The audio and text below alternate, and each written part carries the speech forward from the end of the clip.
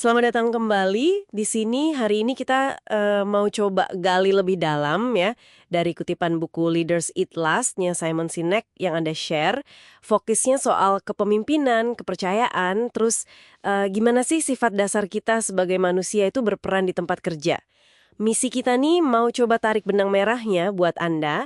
Kenapa sih pendekatan yang istilahnya mengutamakan manusia itu bukan cuma baik secara moral, tapi penting banget buat sukses jangka panjang. Oke deh, kita mulai bedah ya. Ya, betul sekali. Buku ini memang kayak menantang cara pandang umum soal sukses dan pemimpin gitu. Diajak lihat lagi ke akar biologi dan antropologi kita. Gimana kita sebetulnya diprogram buat kerja bareng. Kita mulai dari contoh yang kuat banget ya, dari Marinir AS. Pemimpin makan belakangan. Ini kayaknya bukan sekedar tradisi gitu aja kan ya. Rasanya ini lebih dalam deh. Kayak inti dari kepimpinan itu sendiri menempatkan kebutuhan tim di atas keinginan pribadi. Tepat.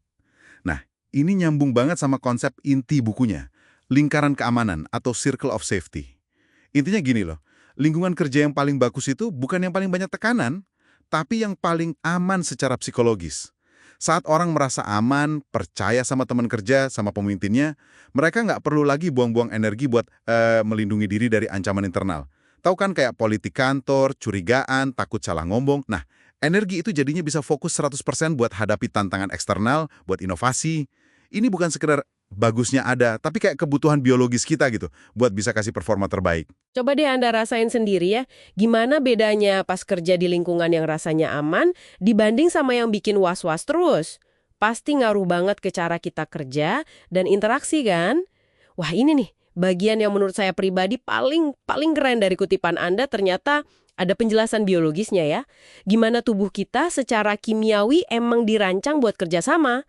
Coba ceritain dikit soal oksitosin sama serotonin ini. Yang menarik di sini adalah secara alami, tubuh kita tuh ngasih hadiah kalau kita kerjasama.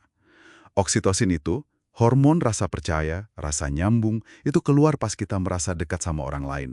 Kayak pas bangun tim yang solid gitu. Terus, serotonin, itu ngasih rasa bangga, rasa status.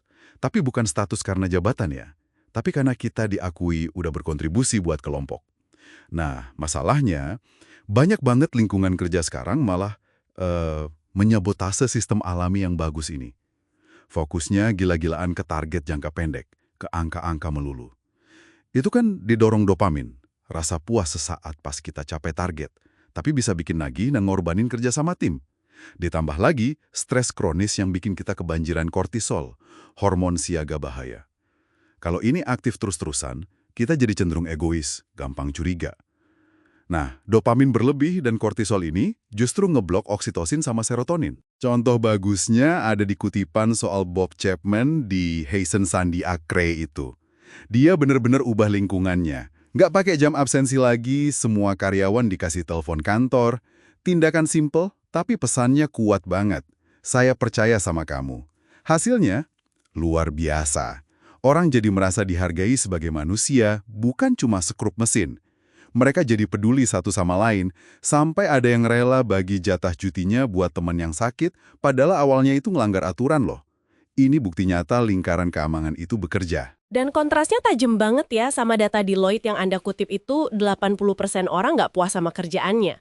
Mungkin ini ya akarnya. Lingkungan yang nggak mendukung kebutuhan biologis kita buat rasa aman dan terhubung. Lingkungan yang nggak mendukung tadi seringkali muncul karena pemimpinnya jadi jauh ya, nggak lihat langsung dampak keputusannya. Ini nih yang membawa kita ke bahaya abstraksi. Sinak pakai contoh eksperimen Milgram yang terkenal itu kan, intinya kan nunjukin betapa gampangnya orang melakukan hal yang merugikan kalau ada jarak, entah fisik atau psikologis, apalagi kalau ada figur otoritas yang nyuruh. Persis. Dan ini relevan banget di dunia bisnis modern yang skalanya gede banget, kompleks. Perusahaan raksasa fokus cuma ke angka di layar laba, harga saham, terus komunikasi kebanyakan virtual. Ini semua bikin jarak, bikin abstraksi. Karyawan dilihat cuma sebagai jumlah kepala, pelanggan cuma nomor ID. Keputusan sulit kayak PHK massal jadi bisa kerasa kayak main angka di spreadsheet aja, bukan sesuatu yang ngubah hidup orang beneran. Kutipan Anda juga nyebut contoh kayak penghindaran pajak Apple Atau bencana Deepwater Horizon-nya BP. Itu contoh tragis gimana keselamatan manusia bisa diabaikan demi target finansial. Mentalitas at any expense gitulah. Pokoknya target tercapai nggak peduli biayanya apa. Abstraksi ini bikin empati alami kita jadi tumpul. Kayak perbandingan di kutipan itu. Kita lebih terguncang dengar cerita satu korban spesifik. Misalnya, Chami Yoder itu. Daripada baca statistik ribuan korban perang. Angka bikin kita jadi mati rasa. Nah, ini solusinya praktis banget ya. Kayak pilot Johnny Bravo yang mesti turun nembus awan biar bisa lihat pasukannya langsung. Kita emang perlu senaja mengurangi jarak itu. Lihat dampak nyata dari apa yang kita putuskan. Studi Adam Grant soal fundraiser yang ketemu penerima beasiswa itu juga luar biasa ya. Cuma ketemu 5 menit, pendapatannya bisa naik 400%. Koneksi antar manusia itu emang punya kekuatan dahsyat. Ini menimbulkan pertanyaan penting sih. Gimana caranya kita, di peran kita masing-masing, bisa melawan abstraksi ini? Gimana caranya kita tetap bisa melihat manusia di balik angka, di balik email, atau di balik jabatan itu? Jadi, artinya semua ini buat Anda. Intinya, kepemimpinan sejati sama kesuksesan jangka panjang itu ternyata bukan cuma soal adu pinter strategi atau tekan-tekanan angka aja ya. Ini soal membangun fondasi yang paling dasar. Kepercayaan, empati, dan nyiptain lingkaran keamanan tadi. Sesuatu yang ternyata pas banget sama siapa kita secara biologis, makhluk sosial yang butuh rasa aman buat bisa berkarya bareng-bareng. Nah, sebagai penutup nih, coba deh Anda renungkan sebentar.